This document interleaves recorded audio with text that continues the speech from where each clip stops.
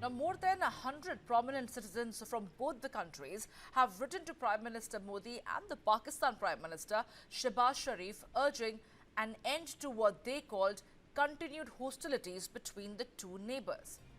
Now, the open letter signed by 117 people from India and Pakistan calls for restoring diplomatic ties, restarting dialogue and rebuilding people-to-people connections.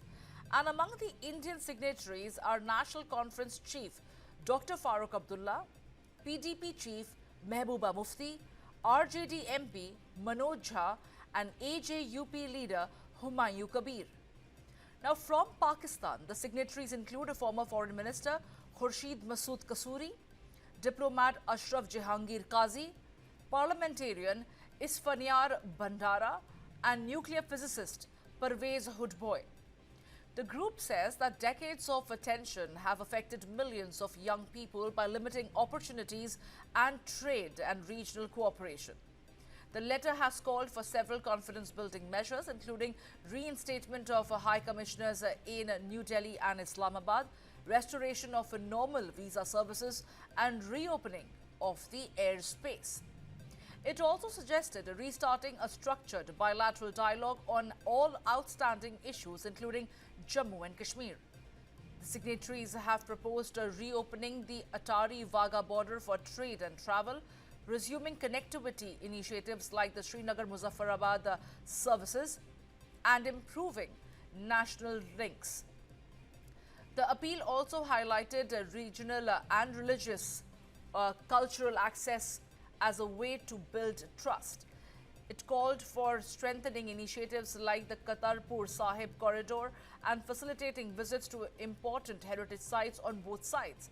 The group said that nearly one-fifth of humanity lives in India and Pakistan combined, and the future of South Asia should be shaped by peace, development and cooperation rather than confrontation.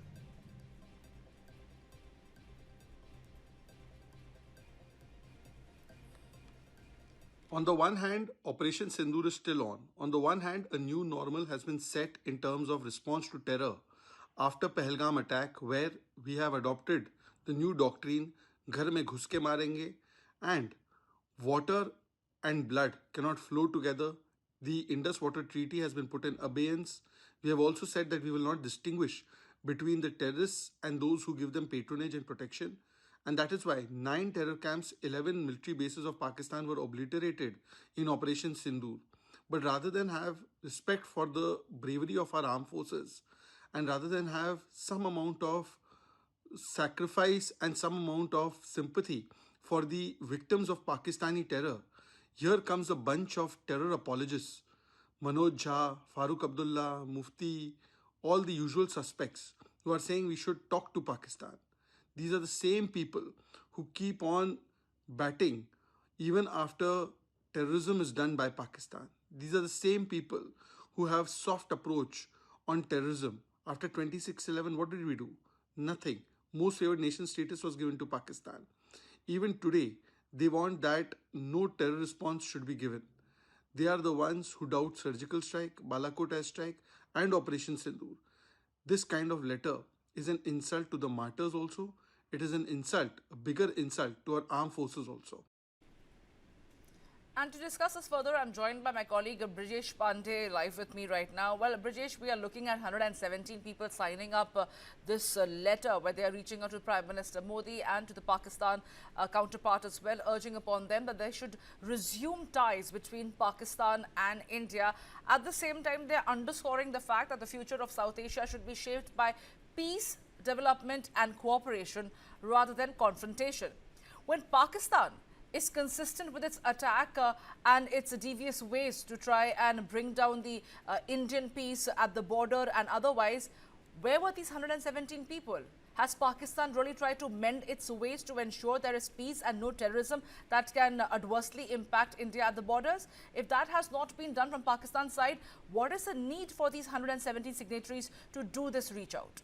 Well, I would say this is victory of hope over experience. This is not the first time when people have sought to have, better ties between India and Pakistan, and also the fact that, there should be diplomatic arrangement between the two countries, because we share similar cultural ties, and it goes on for the last 78 years, ever since India and Pakistan became two different entities. The fact of the matter is that this apart, when you indulge in this kind of wishful thinking, you completely disregard the crude reality which is staring at your face. The fact is that India has shown its affable side one time too many, and Pakistan has always responded with either providing patronage to all these terror outfits who are there on the soil of Pakistan, and indulging in terror activities. We saw what happened in Pahalgam, where more than 20 Indian civilians were butchered in perhaps one of the most ungodly manner.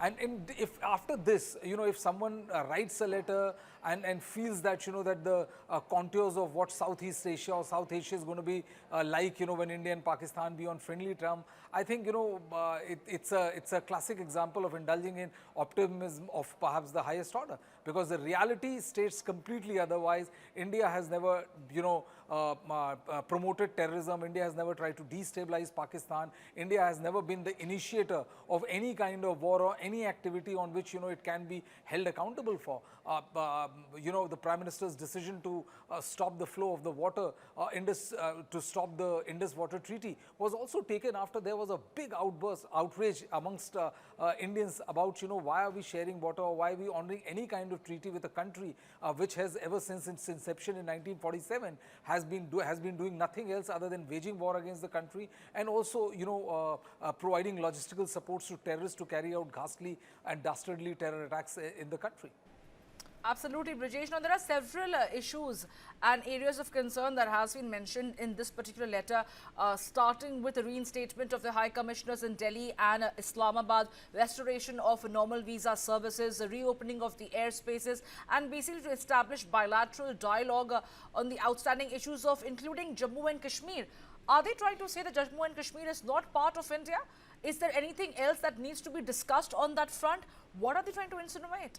Well, I think they seem to be completely carried away by the wishful thinking all of these 117 gentlemen may be doing, because the fact of the matter is that the question to be asked is that why has the high commissions of both countries been shut down? Why have the visa facilities been affected? Why India and Pakistan doesn't allow any plane to fly over its own air territory? The reason why all this has happened is because Pakistan has not only actively supported but provided all kind of logistical support to known terror groups in the world to make sure that they carry out terror attacks against India. And I think what happened in Pahalgam after that, no dispensation, whether it is the BJP or Congress or anybody who can go back to this soft power, soft diplomacy. It's all good, soft power, soft diplomacy is all perfectly all right when the other side also echoes a similar sentiment.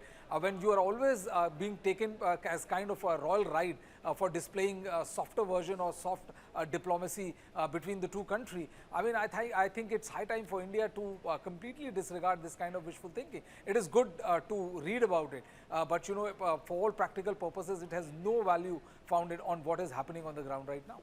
But Brijesh, like they mentioned that cultural ties should be separated from the ongoing conflict between India and Pakistan. The standoff that doesn't seem to be getting any resolution so far. They are trying to also highlight the fact that as far as the cultural access and the religious access is concerned, that should be allowed as a way by which they can build trust. They have mentioned Kartarpur Corridor and to facilitate the travel to heritage sites on both sides. Do you feel that that aspect can be separated from the issues that India and Pakistan have been faced with when we are talking about religious and cultural ties? Well, how do you separate cultural ties with terrorist activities? Absolutely. It's as I said, it's an exercise of how wishful you can be when it comes to penning a letter. How do you keep cultural ties and not talk about what happened to Pahalgam victims?